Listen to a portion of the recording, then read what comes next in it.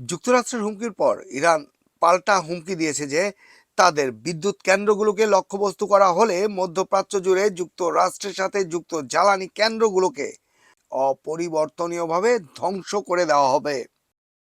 এই সতর্ক বার্তাটি এমন এক সময়ে এসেছে যখন প্রেসিডেন্ট ডোনাল্ড ট্রাম্প বলেছেন যে 48 ঘন্টার সময়সীমার মধ্যে হরমুজ প্রণালী খুলে না দিলে যুক্তরাষ্ট্র ইরানের বিদ্যুৎ কেন্দ্রগুলোকে নিশ্চিহ্ন করে দেবে।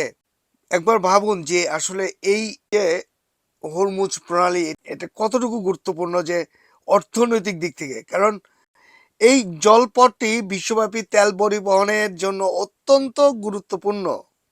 এই সতর্ক বার্তাটি এসেছে প্রেসিডেন্ট ট্রাম্পের বক্তব্যের পর, যেখানে তিনি বলেছেন যদি 48 ঘন্টার মধ্যে হরমুজ প্রণালী খুলে না দেওয়া হয় তাহলে যুক্তরাষ্ট্র ইরানের বিদ্যুৎ কেন্দ্রগুলো সম্পূর্ণ ধ্বংস করে চুরমার করে দিবে।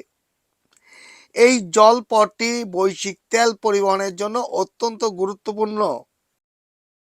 তেহরানের এক নারী বিবিসি পার্সিয়ানকে বলেন, আমি ভীষণ উদ্বিগ্ন, বিদ্যুৎ ছাড়া ইরান ধ্বংস হয়ে যাবে। এদিকে ইসরায়েল রাতারাতি ইরানের রাজধানীতে একাধিক হামলা চালিয়েছে এবং ইরান পাল্টা ক্ষেপণাস্ত্র হামলা চালিয়েছে।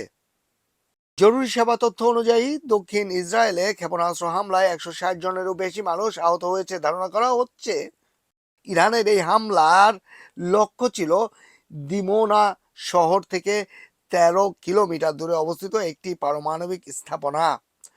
সৌদি আরব এবং সংযুক্ত আরব আমিরাতও জানিয়েছে তারা আজ সকালে ক্ষেপণাস্ত্র হামলা প্রতিহত করেছে।